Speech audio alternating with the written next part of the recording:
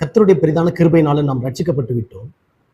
நம்மளுடைய ரட்சிப்பின் கூட சேர்ந்து நம்முடைய சுபாவங்களும் ரட்சிக்கப்பட்டு விட்டதா, அது நம்மை விட்டு நீங்கி சென்று விட்டதா என்பதை நாம் உணர்ந்து கொள்ள வேண்டும். ரட்சிக்கப்படுவதற்கு முன் என்ன காரியங்களை செய்து கொண்டிருந்தோமோ அதே காரியங்களை மீண்டுமாய் ரட்சிக்கப்பட்ட பிறகும் செய்வது. எப்படி எனில், முன்பு டிக்டாக் என்கின்ற ஒரு செயலின் மூலம் ஒரு சினிமா பாடலை வீடியோவோடு ஒப்பிட்டு அந்த பாடலுக்கேற்ற முகபாவனைகளை மாற்றி தன்னை மாற்றிக்கொண்டு அதை மற்றவர்கள் காணும்படியாக பதிவிடுவது. ரட்சிக்கப்பட்ட பிறகும் இதே நிலைமைதான் ஏற்படுகிறது. சில மாற்றங்கள், எந்த டிக்டாக் செயலி இல்லை, அதற்கு பதிலாக வேறொரு செயலி மற்றும் சினிமா பாடலுக்கு பதிலாக கிறிஸ்துவ பாடல். அங்க என்ன செய்து தன்னை வெளிப்படுத்தி வீடியோவாக வெளியிட்டோமோ அதே போன்று கிறிஸ்துவ பாடலுக்குள்ளாக முகபாவனை செய்து வெளியிடுவது. இன்னொன்று, ரட்சிக்கப்படுவதற்கு முன்பு ஆன்லைன்லே போஸ்டுகள் மூலமாக உலக காரியங்களை கொண்டு அநேக நட்பு வட்டாரங்களை நாம் ஏற்படுத்தி இருந்தோம்.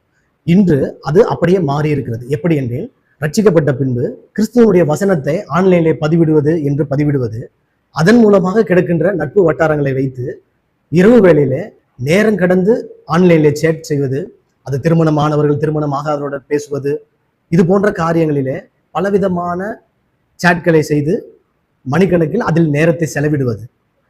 அடுத்தது, ரட்சிக்கப்படுவதற்கு முன்பாக மிகவும் அதிகமாக கோபப்படுகிற மனிதர்களாக இருந்திருப்போம். இப்பொழுது என்னை கண்டாலே ஐயோ அவர் கோபம் மிகவும் கோபக்காரர் என்று சொல்லப்படும்படியான நிலையை தனக்குள்ளே உருவாக்கி கொள்வது. அடுத்தது, ரட்சிக்கப்படுவதற்கு முன்பாக எப்பொழுதும் மற்றவர்களை குறித்து குறை கூறிக்கொண்டே இருக்கிற மனிதர்கள் ரட்சிக்கப்பட்டதற்கு பின்பாக சபைகளுக்குள்ளே மற்றவர்களை குறித்து குறை கூறுவது. அவர்கள் இப்படி செய்கிறார்கள், இவர்கள் இப்படி செய்கிறார்கள், இது போன்ற பலவிதமான காரணங்களை ஏற்படுத்தி குறை கூறுவது. மற்றொன்று, ரட்சிக்கப்படுவதற்கு முன்பு நாம் மிகுந்த மரியாதை எதிர்பார்ப்போம். எப்படி எனில், அவர்கள் எனக்கு மரியாதை கொடுக்க வேண்டும், என்னை அழைக்க வேண்டும், அவர்கள் பேசினால்தான் நான் பேசுவேன் என்கின்ற ஒரு மேட்டின்மை தனக்குள்ளே இருக்கும். அதே மேட்டின்மை ரட்சிக்கப்பட்ட பின்பும் இருக்கும். எப்படி எனில், அவர்கள் பேசினால்தான் நான் பேசுவேன், எனக்கு மரியாதை கொடுக்கவில்லை, இது போன்ற காரணங்களினாலே வஞ்சிக்கப்பட்டிருப்போம். இதெல்லாம் ஜென்ம சுபாவங்கள்.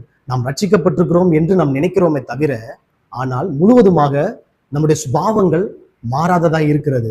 இதை குறித்து நாம் மிகவும் எச்சரிக்கையாக இருக்க வேண்டும். வேதம் தெளிவாக சொல்கிறது, பிசாசுக்கு இடம் கொடாதிருங்கள், எச்சரிக்கையாயிருங்கள், வஞ்சிக்கப்படாதிருங்கள் என்று. ஏனெனில் பிசாசானவன் மிகவும் தந்திரமுள்ளவனாய் இருக்கிறான். ரட்சிக்கப்பட்ட பின்பு நானும் இதே போன்ற சூழ்நிலையிலே தள்ளப்பட்டிருக்கிறேன். ஏன், ஒரு சூழ்நிலையிலே நான் கோபப்பட்டு அடித்தும் இருக்கிறேன். கர்த்தர் இதையெல்லாம் எனக்கு ஒரு நாள் வெளிப்படுத்தி இதிலிருந்து என்னை விடுதலையாக்கும்படி செய்தார். இந்த காரியங்களிலிருந்து என்னை மாற்றினார்.